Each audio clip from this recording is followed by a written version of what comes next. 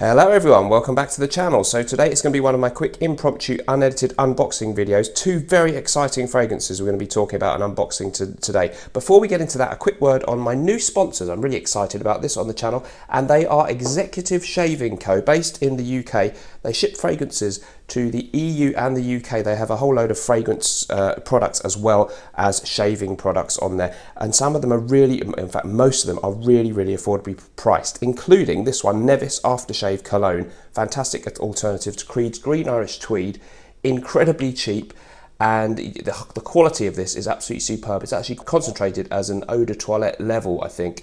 So you know, you can use it, you can put it in a spray or use it as a splash here.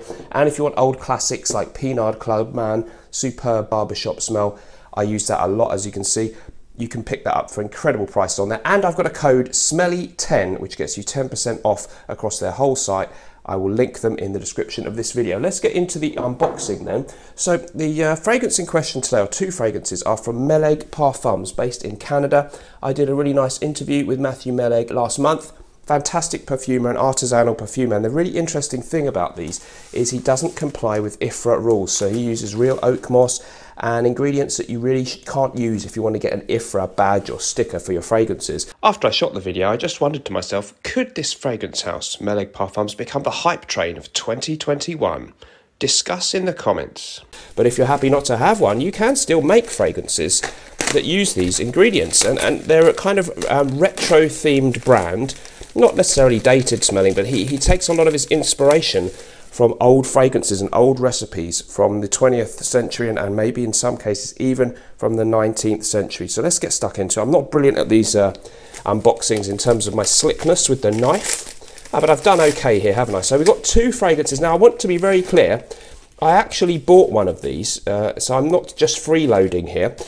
I bought the fragrance that I'm going to do, well I don't know which one's which, so we'll see which one I open first, but I bought one fragrance called Golden Guy with my own money, and that's a fantastic boozy tobacco fragrance, and I think he sent me a free one. I'm not totally sure which the free one that he sent me is, and I didn't ask for that, but he insisted, and who was I to complain? So there's a nice little handwritten note there, just in case there's anything private in there. I won't read that out, but let's get stuck into the fragrances themselves. So the knife is going to be used. Let's make that incision. I really want to not damage the box, as I often do in my unboxings this time, so I shall try and be careful. Okay, so it's just made by Matthew Melek. He's over in Ontario, Canada, and pretty much he does everything basically with these fragrances. You get this nice wax seal on them, which I think is a really nice touch. Look at that.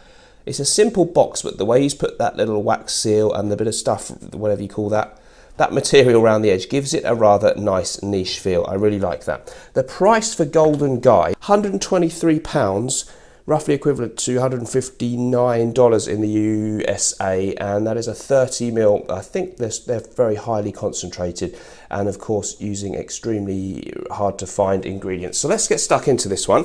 I don't think there's a way of doing that without breaking the material there, so let's give it a slice. That should do it. Oh, well, maybe not. There we go. Okay, so we're in. Okay, so nice kind of old style feel about the way that it's packaged, and oh yeah, beautiful bottle design on this one. Let's check it out. Okay, so I got the right one first here. Golden Guy. This is the one that I decided to purchase, and so this is a fantastic tobacco themed scent. If we can just get that to stand up there, I'll grab the thing that's got the note listing on it then. So the top notes in this one, or the top notes, are blackberries and rum. It's also got a mid note of Chambord liqueur, I should say, blueberries and red wine, and the base is genuine pipe tobacco. Now when I say genuine pipe tobacco, I mean genuine pipe tobacco. So he's actually distilled a tincture from actual tobacco, which is not normally what happens when you get a tobacco note in fragrances. It's normally something that represents tobacco, but this has literally got tobacco in it, and he literally also distilled a tincture from the Chambord liqueur. So rather than a note that represents that, we literally have the Chambord liqueur smell coming from the liquor itself in this fragrance. So let's talk a little bit about the smell on this one. We'll give it a quick spray. Here we go. Tight fitting lid. Okay, so I've had a sample. Really nice. That's actually quite a fresh opening.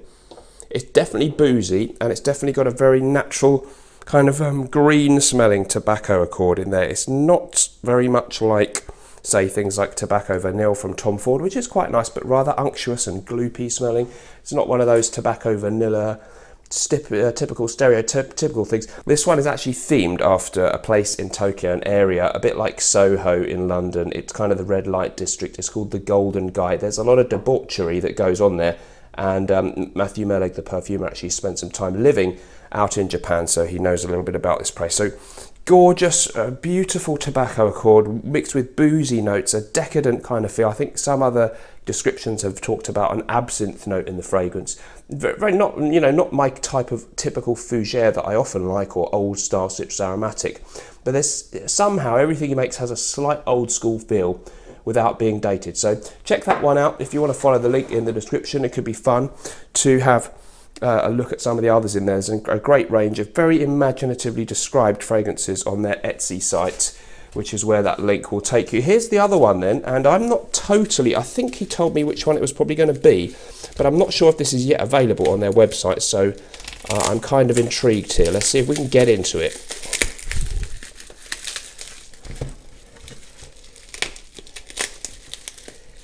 I can avoid getting my Curb Your Enthusiasm Larry David rage moment. Oh, okay. So it has a rather nice festive decoration on there, which is lovely. If you want to order for Christmas, I guess you might think about ordering quite soon, as they ship worldwide, and of course with everything going on in the world, some shipping can take a little bit long at the moment. So let's slice into this one and see what we have. Right, okay.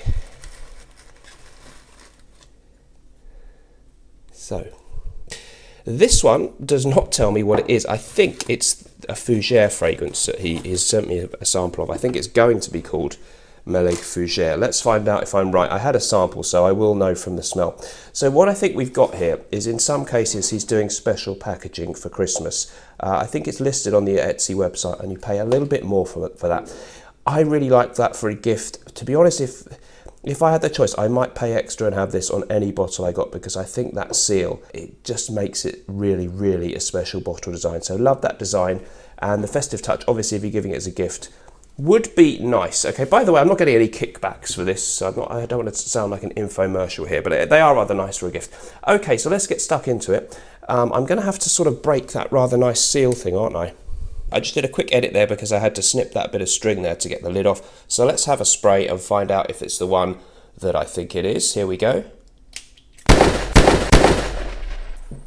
Yep, indeed. So this is Melek Fujie. I believe that's the title that he's going to give it. It doesn't appear to be on the website yet, and that explains why perhaps the name of the fragrance is not yet written on there. So this is a beautiful aromatic Fougere fragrance. It's going to have real oak moss in there, which you can't use in IFRA type fragrances. The fragrances you get in your department stores have to have that certificate. So only your artisanal niche kind of rebel perfumers, I guess, will be using that stuff. Also a really nice minty accord in the opening.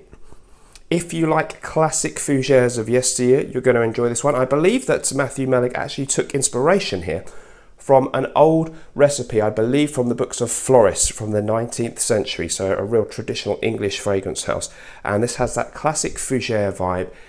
Just hints to me, actually, a passing similarity maybe to Green Irish Tweed by Creed in some of the things I pick up here.